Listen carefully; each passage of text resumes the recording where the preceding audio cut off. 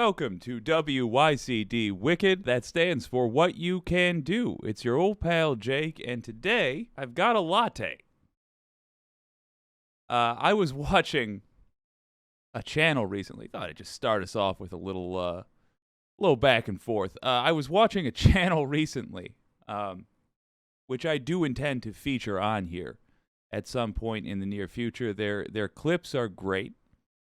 But I had a soul-crushing experience. It's called Black Power Media.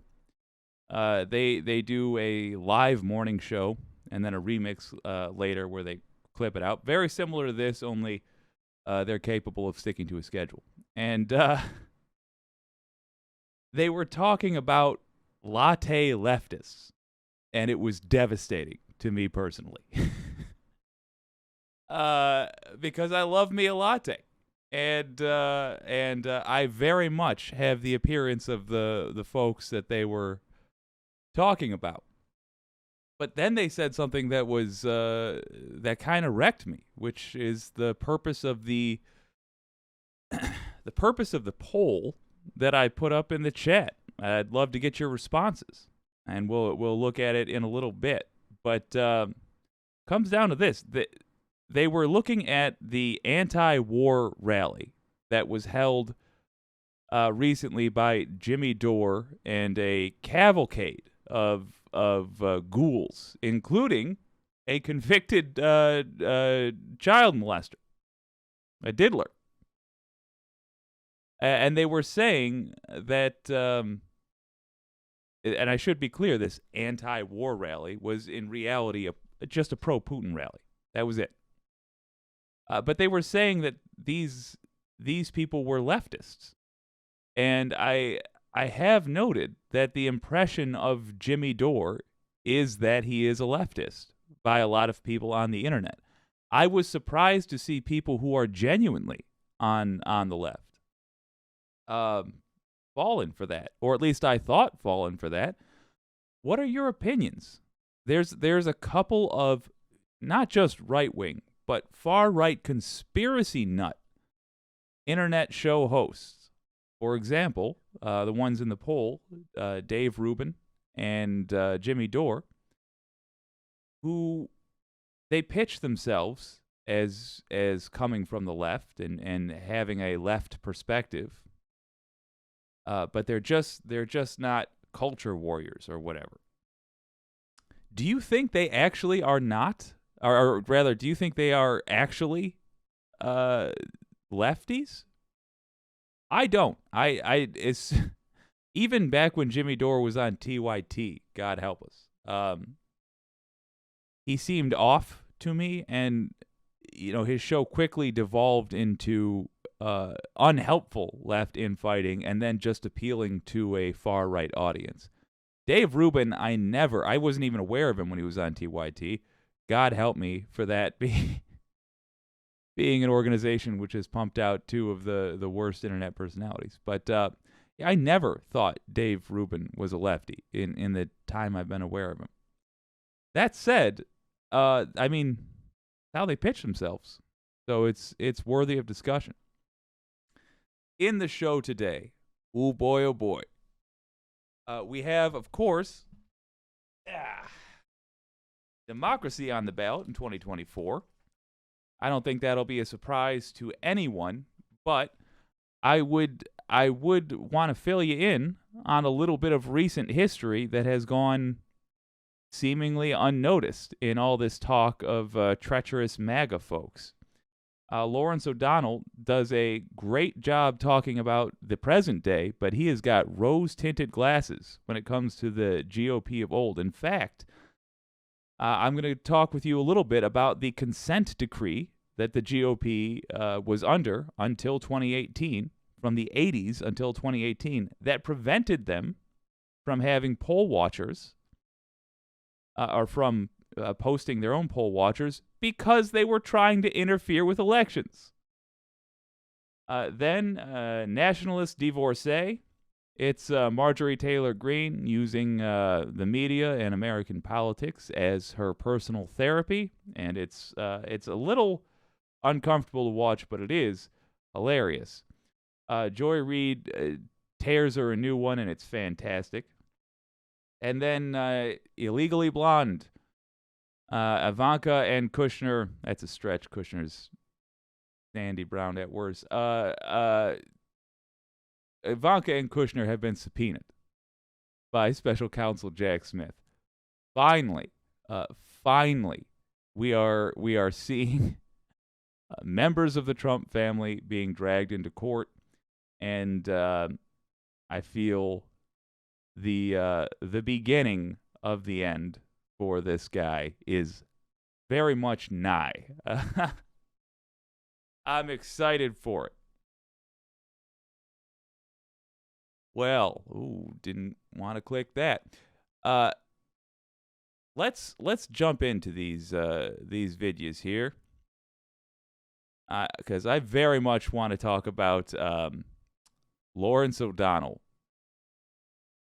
and the there we are, Lawrence O'Donnell and the stakes coming up on the next ballot. He quite correctly mentions that it's not really just a matter of whose policy you agree with. It's whether or not you fundamentally agree with the concept of the people's vote choosing our leaders, also known as fundamentally being an American. Here he is. But first, we're going to widen the focus to what is really at stake in the grand jury's criminal investigation of Donald Trump in Georgia and Jack Smith's two federal grand jury criminal investigations of Donald Trump for possible illegal conduct involving his possession of government documents and possible crimes leading up to and on January 6th. The import of the crimes being investigated in each of those criminal investigations is that any criminal conduct found in the Georgia investigation or in Jack Smith's January 6th investigation weighs heavily on the future of democracy in America. We have, for the last 2 years, been at a tragic political crossroads in this country now that one of the two major political parties no longer believes in democracy as a basic organizing principle of that political party. 139 Republican members of the House of Representatives voted to overturn the last presidential election. They voted to overturn the will of the people, the votes of the people, including the will of the people in their own states in some cases. Each of those Republican members of the House of Representatives were elected in the same election that they voted to overthrow only for the presidential portion of the ballots cast in their states. Everything else on those same ballots, including the vote totals for each of them in their own elections, they accepted as perfectly accurate. A majority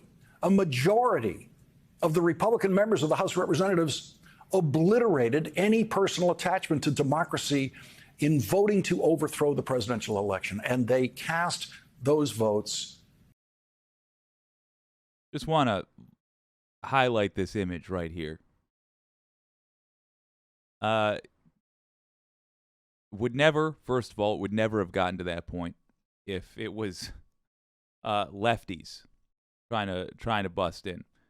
Those dudes right there, holding the line, pointing the guns, they wouldn't be hesitating to fire. They'd be emptying the clip, keeping the gun up, putting in a new clip, emptying another one. That's how they treat lefties. That is the difference. Long term, and Jesus God, I want to get this effing Trump guy tossed in prison so we can move on with building a country that functions properly. Long term, once we've dealt with Trump, once we've dealt with his lackeys, which is going to be a multi-year project, but fortunately, once we can ease into this other stuff as we go. What I want to do is work on correcting the major, fundamentally flawed parts of America, such as the right-leaning bias in law enforcement. Not just the judicial system. I mean the law enforcement arm. The guys with guns, in other words. They are both culturally, generally culturally coming from backgrounds where they're happier to do that. They're also conditioned to treat lefties like they are dangerous and right-wingers like they are friends. When in fact, time and time again, we see the exact opposite is true. With a radical leftist, at best, you have someone who is extremely motivated to help people. With a standard right-winger, you have somebody who is likely to full-on try to start up a new civil war. If it's in the form of voting for Donald Trump even, that is trying to start a new civil war, because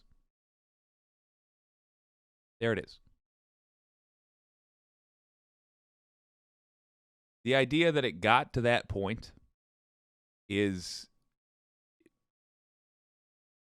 should be a lesson in and of itself for all of us at how much work we need to do to get this country functioning properly.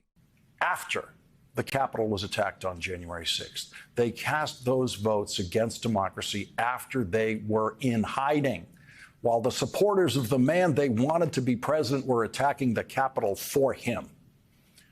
8 Republican senators also voted to overturn the presidential election. That number could go up in the House and in the Senate in the next election in 2024. And so in the next election, on election night, American democracy will once again be standing on the edge of disaster.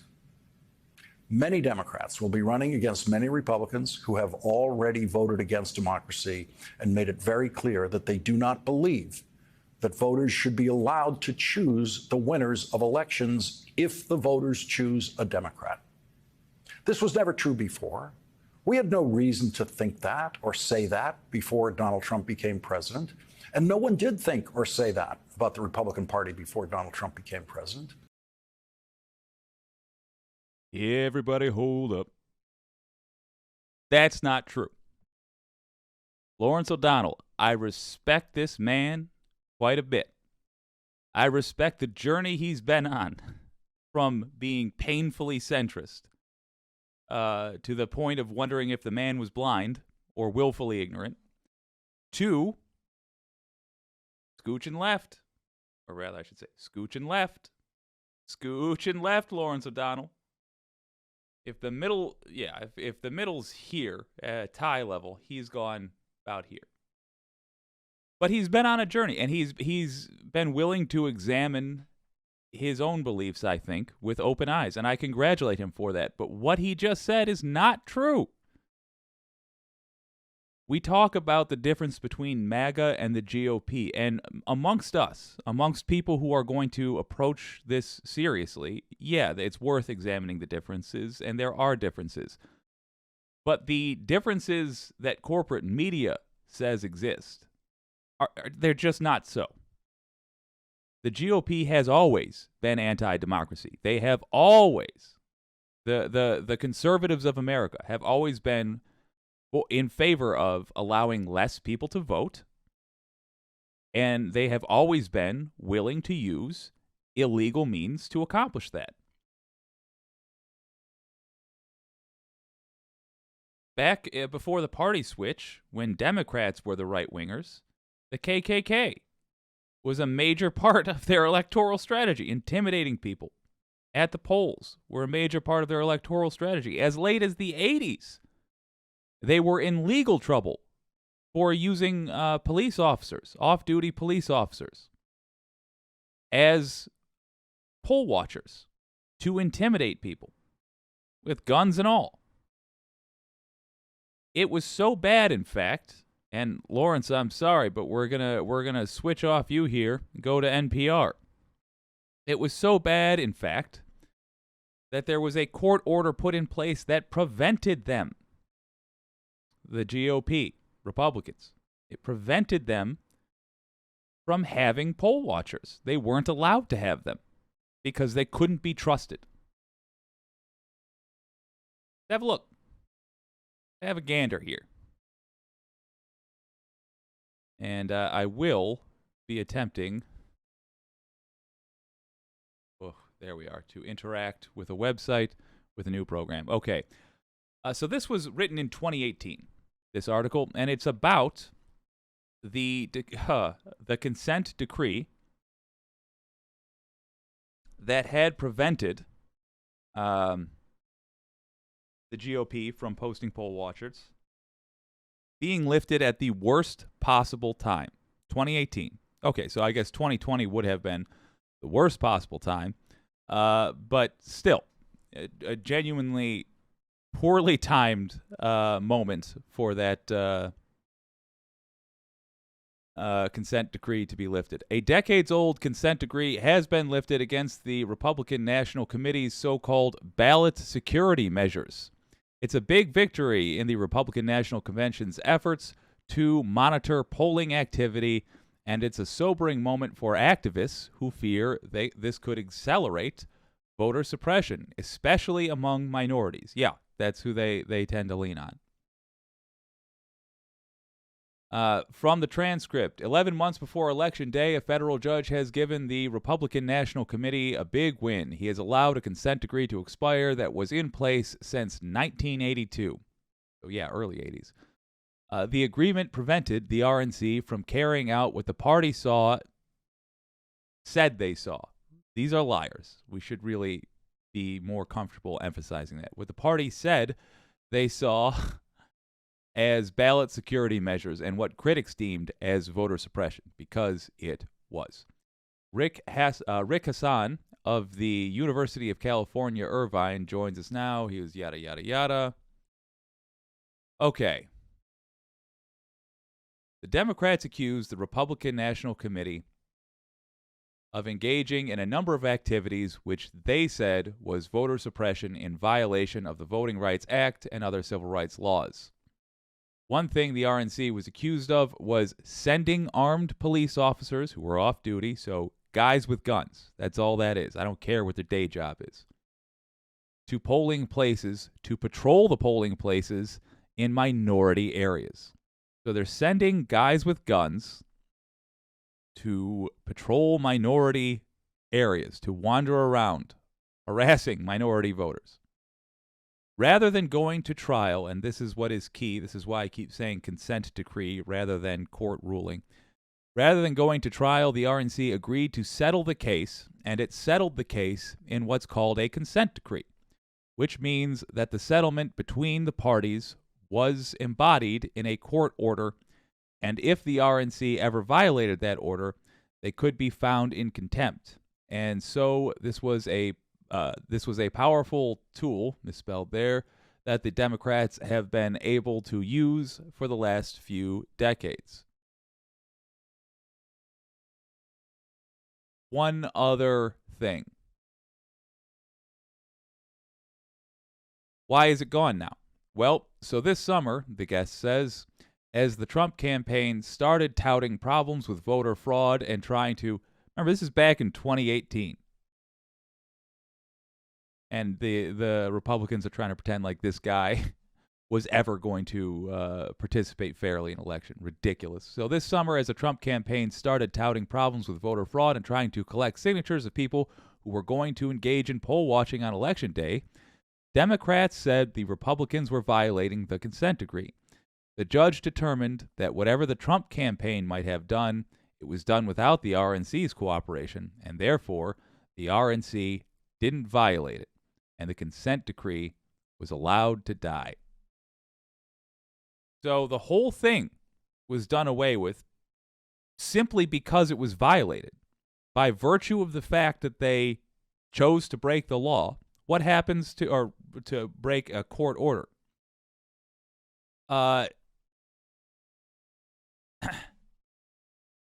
What happens? What's the consequence? Well, obviously, if it's a Republican breaking the rule, then the rule gets changed. Trump was the leader of the Republican Party. To say that he was not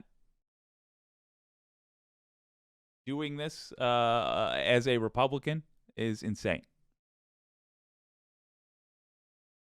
The point is, folks, that there have always been Republicans whose primary goal was and remains to subvert democracy. And if you want to know what you can do about it, it's good that Lawrence O'Donnell is talking about how serious things are now. And it's a big part of the path to victory that we not go easy on MAGA and seditionists, people who are mask-off seditionists. But don't let people forget the lessons we have learned, because otherwise we're going to go right back to USA in the 1990s. In other words, allowing this fascism creep to happen again. We're going to let him get another bite at the apple. Somebody slightly more competent might be the fascist next time, and that'll be that. Mitch McConnell, in terms of policy, is everything Trump is. He's just better at wearing the mask, better at pretending like there's a political reasoning behind what he's doing, rather than distracting a rabid fan base so that he can rob us all. But it's the same thing. So don't let people whitewash GOP history. They have been against democracy for as long as I've been on this good earth. And they're dangerous, and we need to take that seriously.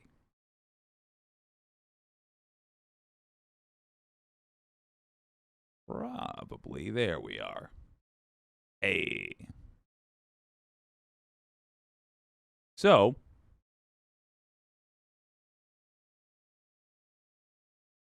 have a look at these comments in the poll. Oh, thank God. So we've got the poll was, which of these people do you consider to be a leftist? Jimmy Dore, Dave Rubin, or neither? 100% of people voted neither. Excellent. Excellent, excellent, excellent. That makes me happy, because I was real concerned that people would be like, oh, I think Jimmy's kind of left. Good. All right, so I'm not taking crazy pills.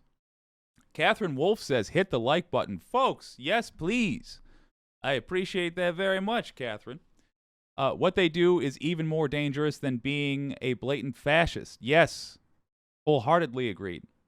Come on, peeps, let's get the algorithm to push wicked. Hit the like button. Hell yeah. John Norris, do you think Trump is going to jail? And if so, for what? Also says, John Norris also says, I'm 44 and the Republicans, have hurt this country the most. Yeah, they have. They have been. I'm not saying Democrats are angels. I'm not even saying, you know what? Go as far left as you want. Take any lefty politician. None of them, in my opinion, are perfect either. But I'm not looking for perfect. I'm looking for people with a genuine interest in trying to make the country better.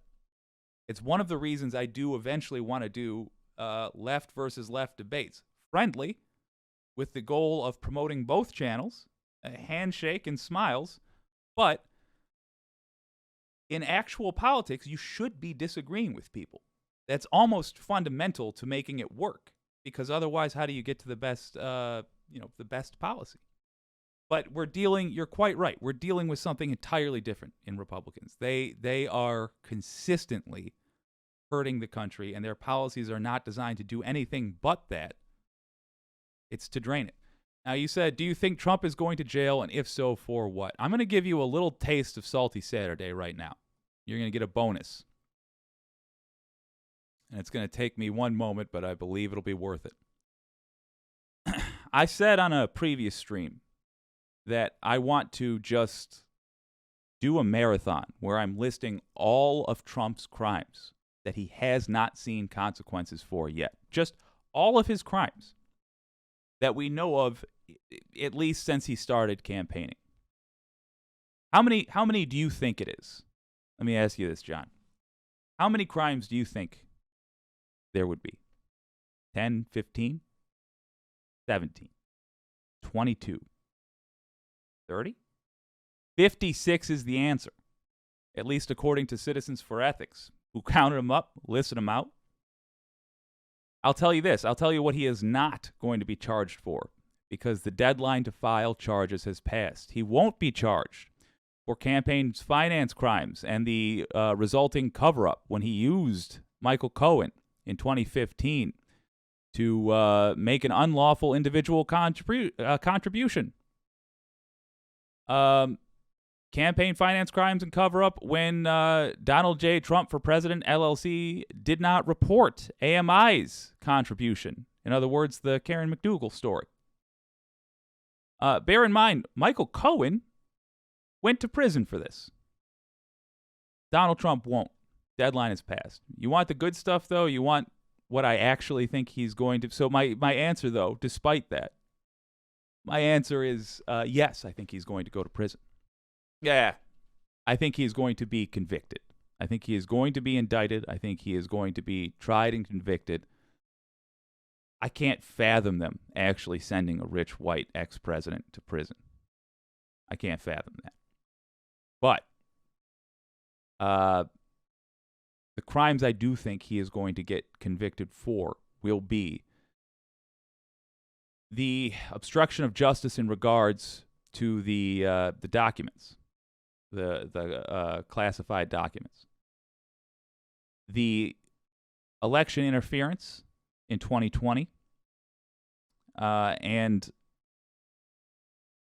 I worry that I'm wrong about this, but the optimist in me believes that the interference and attempt to bribe or extort Ukraine, President Zelensky, I think that is going to result in charges. Dawned on me said Trump will never get sent to jail. There will be no perp walk. Sorry, guys, just isn't happening. I hope you're wrong, and it would not surprise me if you're right. God, I hope it doesn't pan out that way. But we can put our thumb on the scale there by staying informed and riding the Justice Department's butt on this. Speaking of, man, that's a transition.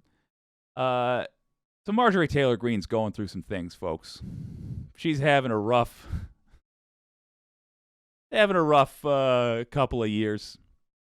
Recently, I think she's in the middle of a divorce, but she chose the most awkward language to discuss doing a good old-fashioned new Confederacy, and here's Joy Reid relentlessly mocking her.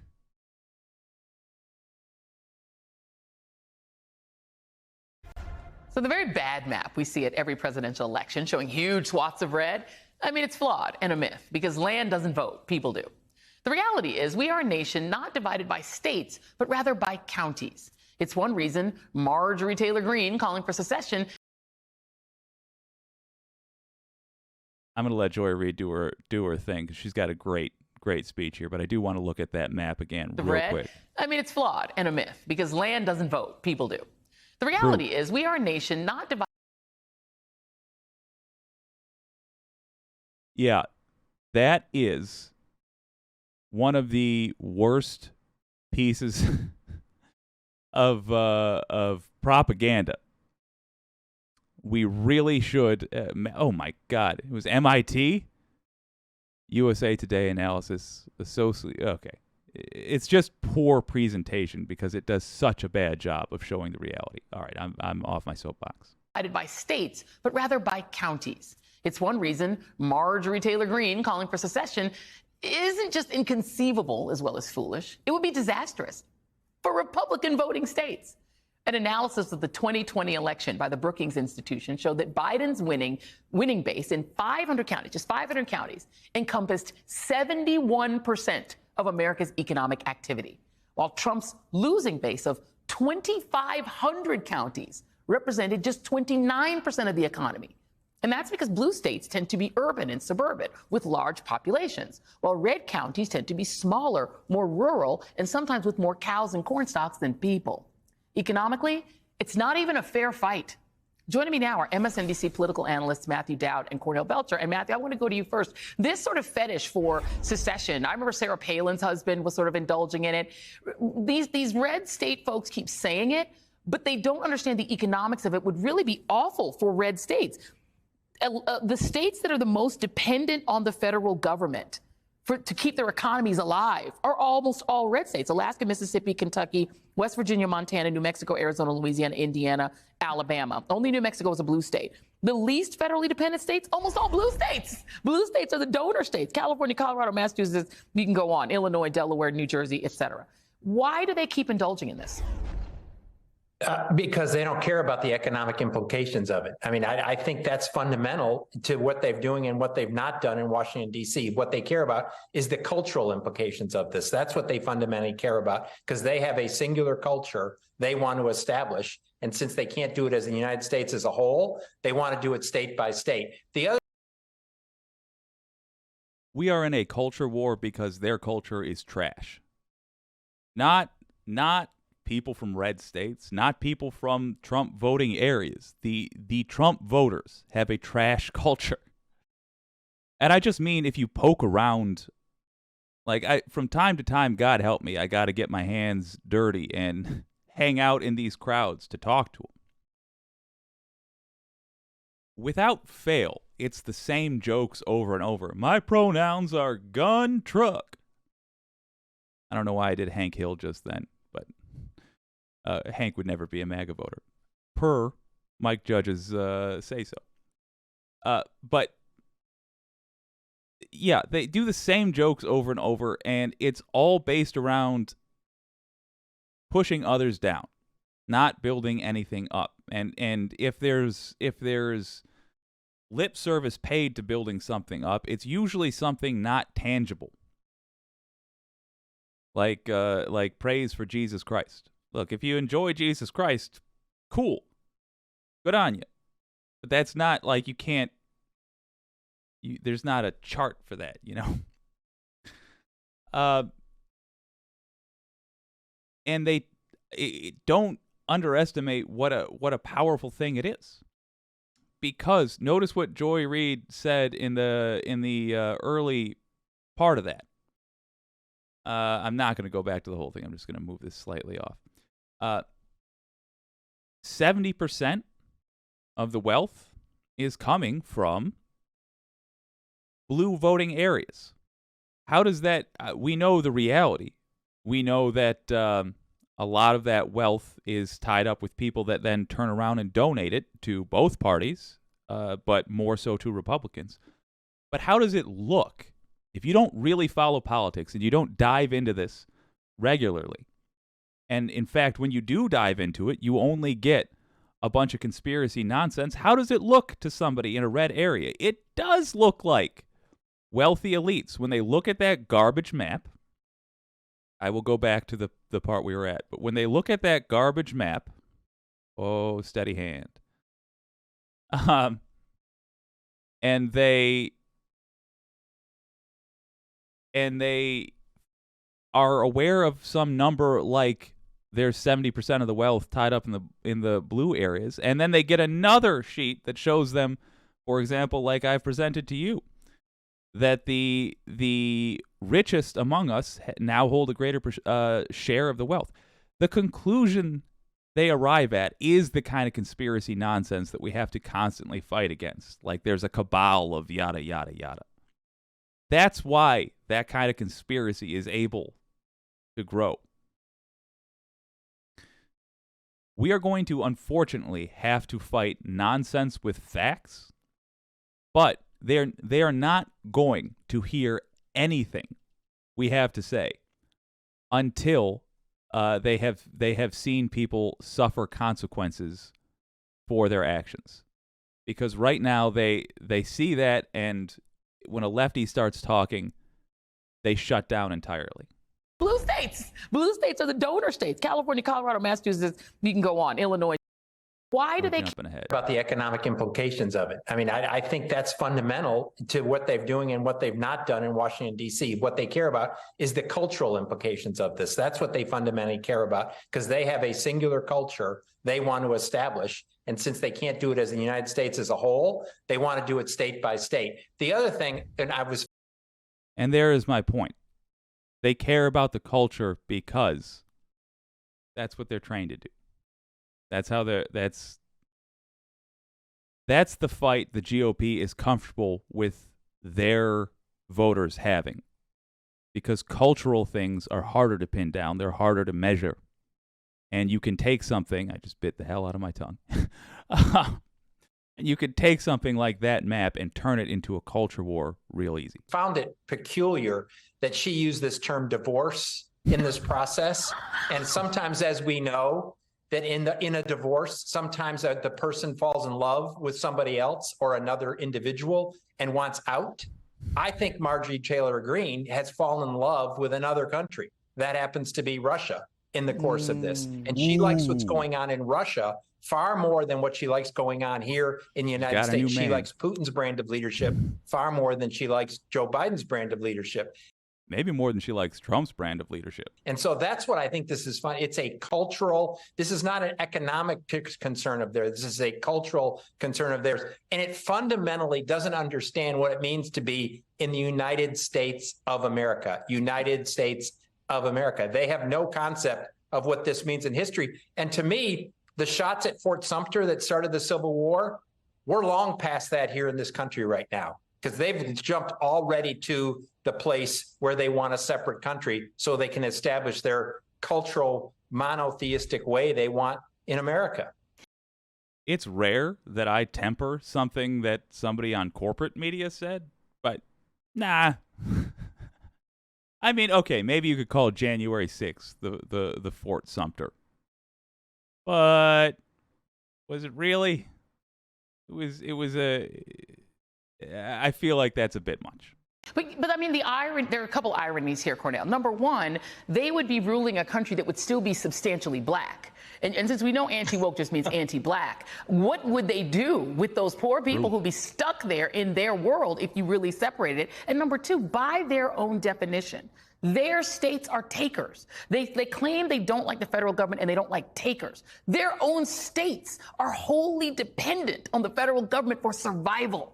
So by their own metrics, they're already the ones who are in the moral wrong.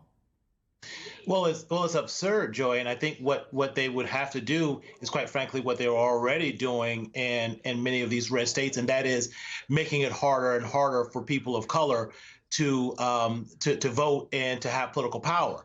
Right. You know, my father and my family is from rural North Carolina.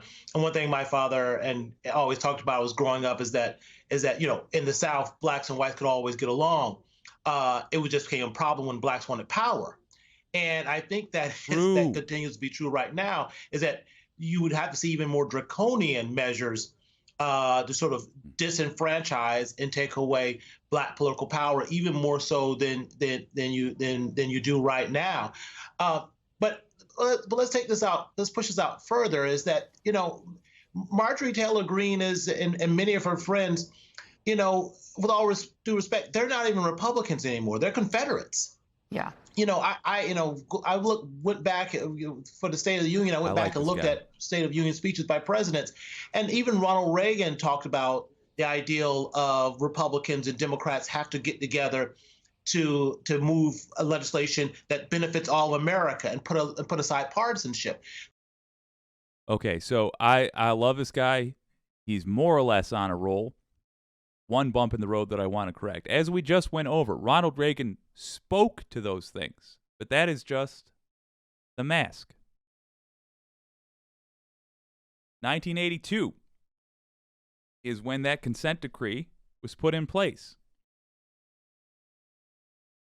Reagan was every bit as for every shady tactic as possible. He was just a better salesman to the general public. He was better at convincing folks in the suburbs that they weren't voting against black people's interests necessarily if they were voting Republican. I think it is obvious now. I think at this point in history, now if you walk into the ballot booth and you vote for R under that column, you have to do so knowing that you are choosing to harm black people in exchange for whatever you think you're going to benefit for that vote. And by the way, you're not going to get the benefit that you think you are for that vote. But even if you do, at this point, there is no way you can do that without acknowledging that the exchange is you are also harming black folks. Plain and simple. But it has always been that way. 100% of the GOP's existence has been detrimental to black folks. This is not even a party of Ronald Reagan anymore. This is no longer what I could see as a legitimate Republican Party. When you start talking about detrimental to black folks and also seditionists, dividing the country up and breaking the country up, you're a Confederate. You're no longer a Republican. You know what's interesting, though, Matthew, my poor team has been forced to hear about this all day, but I feel like what's happening is sort of a coddling of the conservative mind. The conservatives don't have the confidence that their ideas can be sold on the basis of presenting them just as ideas. And so they've decided we can't convince people to do what we want and to live by our particular religious dictums. So we're going to tell the federal government, enforce it. I don't like this book, ban it. I don't like drag shows, make them illegal. The things that I personally feel uncomfortable with, I don't feel confident that I can convince people to come to my side. So I need the power of the federal government to ban the things that make me uncomfortable. That to me strikes me as a sort of intellectual collapse and a sense of defeat. Well, Joy, I'm really glad you brought this point up because I've been thinking about this a lot, all of us have been observers or in politics for decades in this course of this. I can't remember a time when one political party or the leaders of the political party abandoned persuasion. Yeah. Abandon persuasion as a mode of leadership. What they've decided is, just like you said, they can't persuade a majority of America to move in a certain direction, which is where they want to go, which is my view, and I've said this before, is a form of Christian nationalism they want to establish here. So it's not just his view. It's it's what they've stated. Marjorie Taylor Greene has stated it. Tucker Carlson, propagandist for the GOP and MAGA, has spoken out in favor of Christian nationalism. It's out there. He doesn't have to say, this is my opinion. That's a statement of fact, my friend.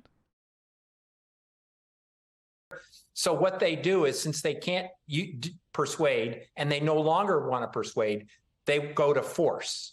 And every single leader that's emerged, Donald Trump, DeSantis, others, it's not an art of persuasion. It's an art of force. And that's where we are. And when you when you abandon persuasion and you go to force, then democracy is frayed and is broken. And when your major political party no longer believes in persuasion.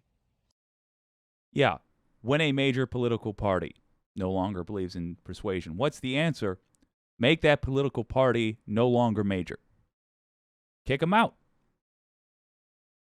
You got to talk to your GOP friends. There's a couple of ways we are going to chip away at the Republican Party. Look at the Republican Party as two factions: GOP, which were and now I'm talking about voters. So let me be very specific here. GOP voters, who were the soccer moms who didn't really pay attention to politics that closely, watched Fox News occasionally, and believed that they were voting for fiscal responsibility when they voted for Republicans. To be clear, they also have never been good with money because their goal has been to bleed America for their own profit. So, of course, they weren't good with money. But the GOP voters who bought that as a concept, we will be siphoning off them by highlighting this for them. If you are voting for Republicans, you are voting against America. You're voting against the United States. Literally, United States. You are voting against that. Make sure they know that. Doesn't matter if it's a a soft-spoken, sort of middle-of-the-road, slightly right-leaning, yada, yada, yada. If you are giving them votes in Congress, control over a state, control over a school board, you are putting your vote towards making your vote irrelevant. Approach GOP voters like that. That would scare them. It should scare them because it's true. MAGA, we've talked about in other streams, and it's less relevant here. MAGA, you approach it from attacking the oligarchy, but that is a conversation for another time. If you've got reasonable Republican voters in your life, and you want to sway them away from voting against democracy, A, you can show them that clip. B, you can show them this. I do want Joy to. Yeah, let's just go to this. You can show them this right chaw. States most dependent on the federal government. I have a link to this article. It breaks it down. But here they are. The darker blue, ironically, I wish they hadn't done that. Darker blue represents more dependency. And wouldn't you have a gander? I want to point out, look how dark, green, sort of halfway in between Michigan is. Bear in mind, Michigan was horribly gerrymandered until 2018. This data, I believe, goes up till 2019, 2021, somewhere in there. Michigan will. If you keep watching this, it will lighten and lighten and lighten as time goes on because the state is no longer gerrymandered. Show this to the GOP voters that believe it's the party of fiscal responsibility. Show this to the folks that believe Republicans run things better. They don't. Demonstrably, they don't. They're like missionaries. They're like religious missionaries who use torture as their form of conversion. Inquisition. Because they actually They're more don't like have crusaders. enough. They're more like like the crusaders. Absolutely. And Cornell, that is the one way to turn even more people away. We need to come up with a less cool word, though, than crusaders, because they don't have that cool knight credibility. F crusaders, for the record, but still. Oh, I think this is when she said that, and when the Republican leadership roundly did not come out and condemn it, I thought, my God, and I hate to think this way, but it's also, Joy, a political opportunity. Because look, there's a whole amount of research that I've been involved with that shows Americans are actually really concerned about another civil war in this country. And they don't want another civil war in this country. And the vast, vast majority of Americans still hold on to the hope that even as divided as we are, we have more in common than not, and that we are stronger together. And I like the ideal of Joe Biden going into re-election as standing, and by the way, his speech that he gave in Eastern Europe, I thought was brilliant, because he talked about democracy, and he talked about standing up for democracy, and he talked about taking on the autocrats. And if this Confederate party that is now emerging on the right is going to be the party of Putin and autocracy and anti-democracy against democracy, they are handing Joe Biden and Republicans an issue. Yeah, absolutely. And I hate to break it to Marge, but her state would be with the Union. Has she been to Atlanta lately? Y'all staying in a red state no more, Mama. She's going to be one of the children. She's going to be one of the children that's divorced, left without a home. Left without a listen. Matthew Dowd and Cornell Belcher, thank you both very much.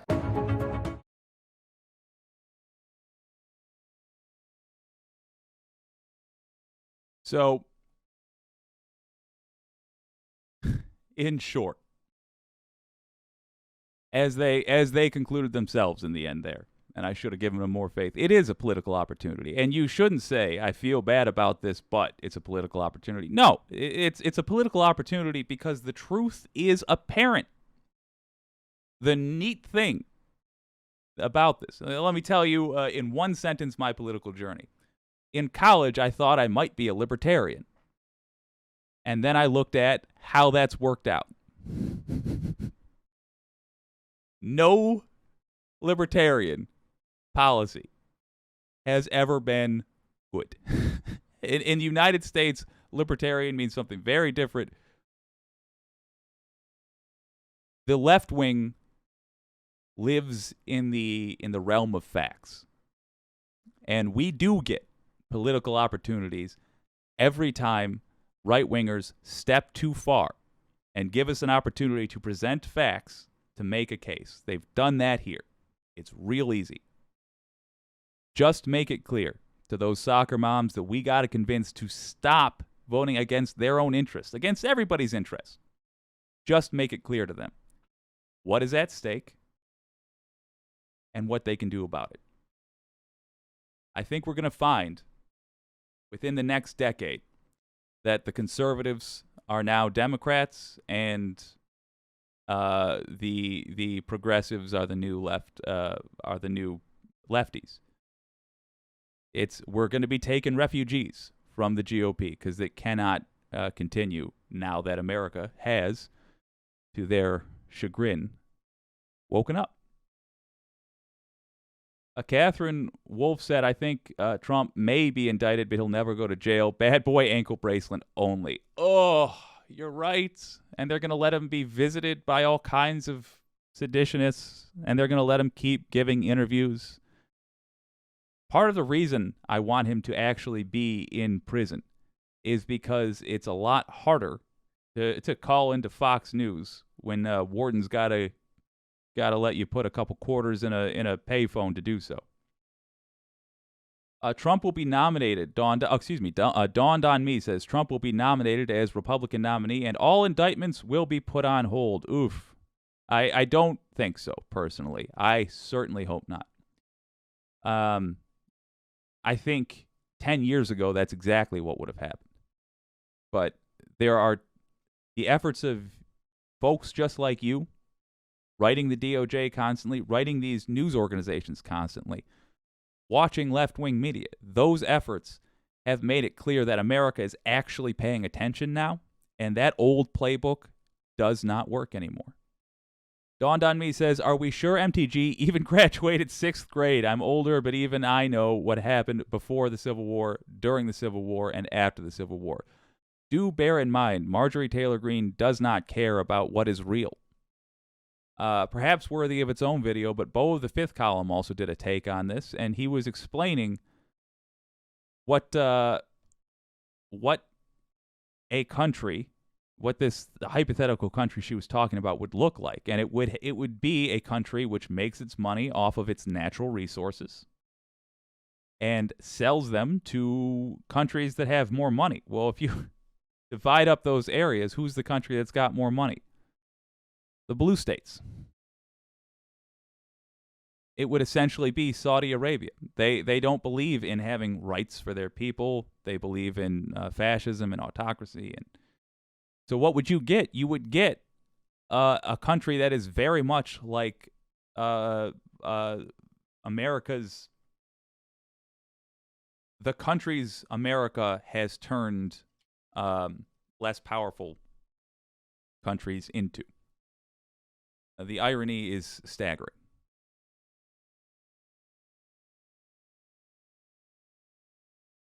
There we are. Well, I'm going to do a proper intro to this. Here it is. But I'm calling this segment Illegally Blonde.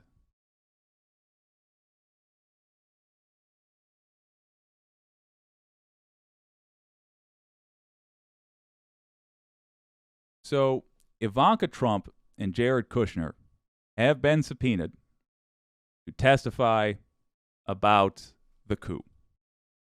Finally, folks, we are getting closer to the moment we have all been waiting for.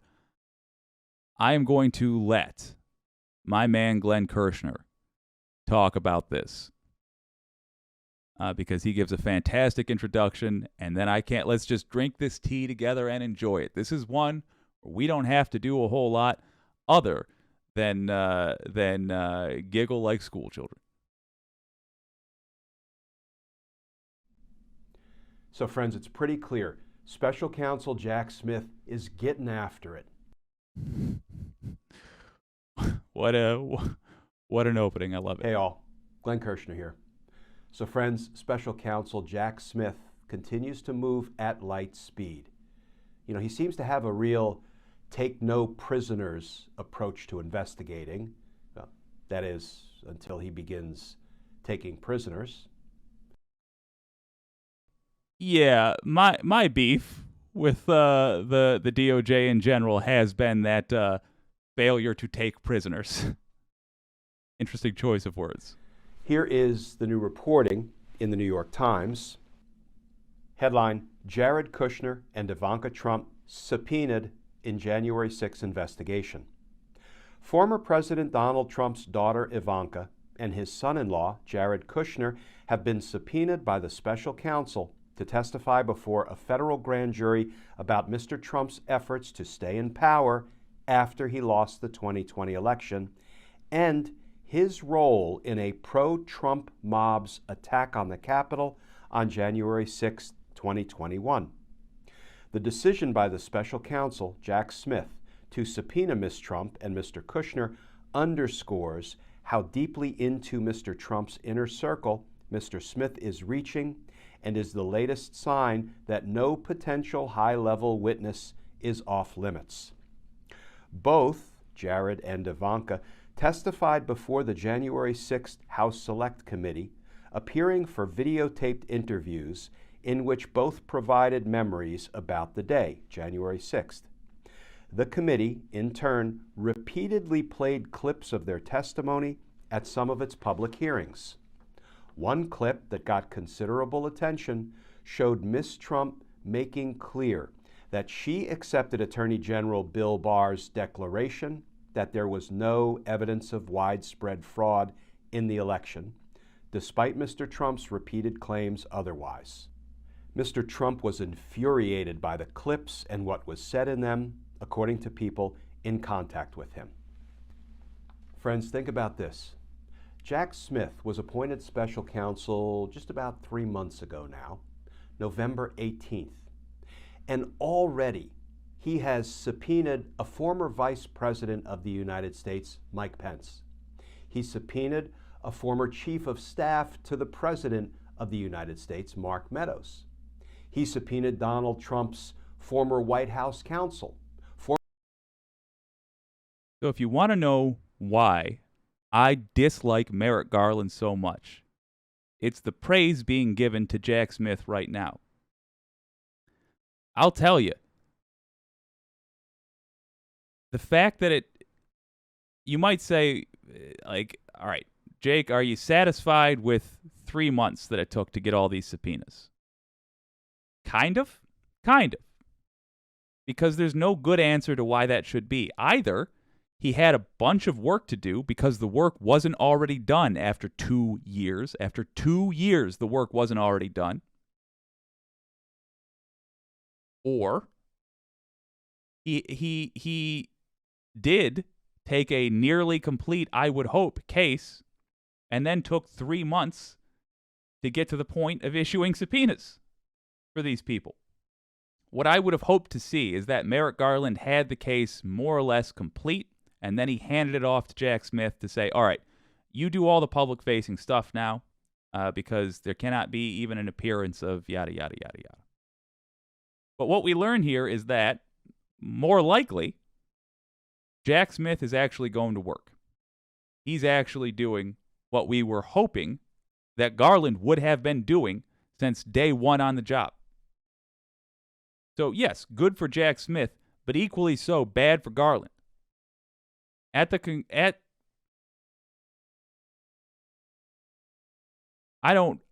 feeling a lot of anger right now. So I hesitate to make to stand by this declaration, let's say. But my instinct is to say that forget politics for just a moment. Deal with truth and acknowledge the fact that Merrick Garland is not a very good attorney general. And at some point, he's got to be replaced. And I would hope that he does the takes the dignified route. And as soon as these charges get issued, as soon as the case gets started, he announces that he's going to step down and hand it off to somebody else. Let somebody else do the job. Because he's got to go. Former deputy White House I don't trust counsel. He has subpoenaed a number of Donald Trump's criminal defense attorneys, and now he's subpoenaed Trump's daughter and son-in-law. And when Ivanka, for example, is presented to the grand jury investigating the crimes of her daddy, Jack Smith will get to quiz her, question her, grill her on topics such as the following. Remember this from the January 6th Select Committee hearings? Ivanka Trump recalls father's final January 6th call with Mike Pence. "You're a wimp." Ivanka told her chief of staff on the morning of January 6th that she heard her dad have an unsettling conversation with Pence during which he called him a pussy. And friends, let me tell you, putting that kind of evidence before the grand jury investigating Donald Trump's responsibility for the insurrection, for the deadly attack on the Capitol, is a big deal. Why is it a big deal? Because Donald Trump's own daughter is going to present sharply incriminating testimony, proving that her father was waging a pressure campaign against his own vice president, trying to get him to join Trump's conspiracy, trying to get him to commit a number of federal felonies. Donald Trump was berating and belittling and pressuring and threatening and mocking and deriding his own vice president, trying to convince him to go to the Capitol on January 6th and violate the law, violate the Electoral Count Act. Donald Trump was trying to convince his vice president to go to the Capitol and obstruct the official proceedings, a federal felony, the official proceedings of Congress certifying the election win of Joe Biden. And when your own daughter, your own blood, testifies against you, what, is she going to be accused of having a bias against Donald Trump? That is going to be some of the most powerful, some of the most sharply incriminating testimony, and it's going to come from his own daughter. Ivanka has always been a rhino. She's been a never-Trumper from the start. She is basically a Democrat. She's basically a Democrat. He's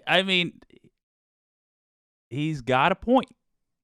It's going to be real powerful when Ivanka has to go up and say what she said to the January 6th committee, to the judge, to the jury. Real powerful. If she somehow gets out of doing that, which it's not crazy to think. I would go so far as to say it wouldn't even be corrupt if she got out of doing that. Wouldn't even be corrupt. To say that you're not going to testify against your father in a court of law, okay. But she complicated it because the J6 committee, probably because they had some cutthroat GOP folks on their side, took advantage of the fact that right-wingers are going to right-wing. They will stab each other in the back or the front or wherever to save themselves. And that is exactly what Ivanka Trump did. She covered her butt. And I think she did the right thing, by the way, by talking to the committee. I just think her motivation had nothing to do with what was good for the country. Of course not. Of course not. Now Jack Smith has that tool in his toolkit. And it's going to be just amazing watching the next couple of months of how this unfolds. What can you do about it? I would say, in this case, for this specific development, There's nothing we have to do.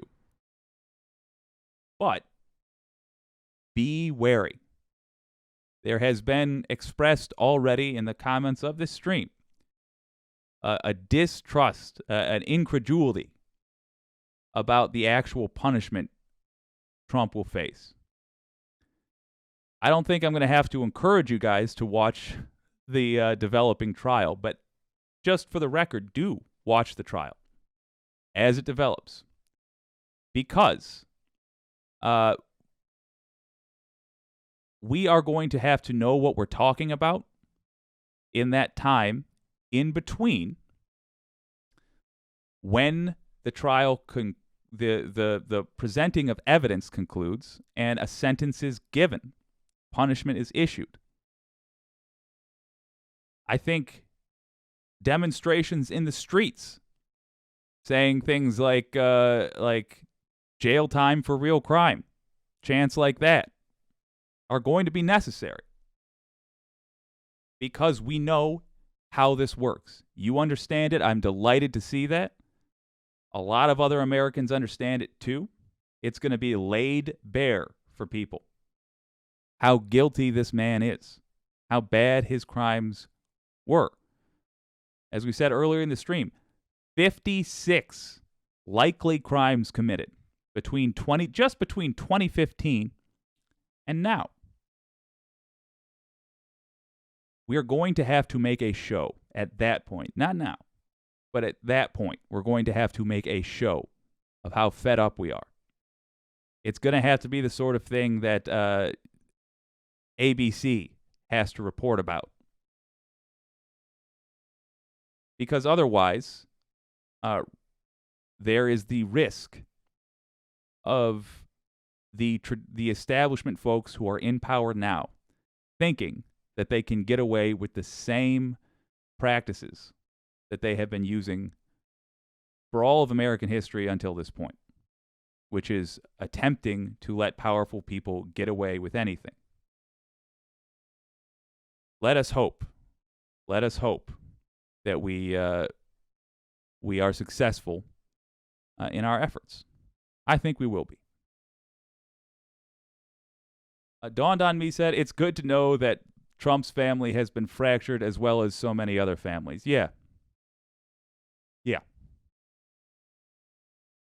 I have no further comment. I think you are quite correct. I wish every heartache that he has inflicted on others right back on him. And that's the meanest thing I can say about the guy, and by God, he's earned it. Well, I had a blast here today, folks. Thank you for joining me. We got a show, of course, tomorrow, and then we'll be, I believe, we're going to be showing more of our interview with the True North Eager Beaver podcast.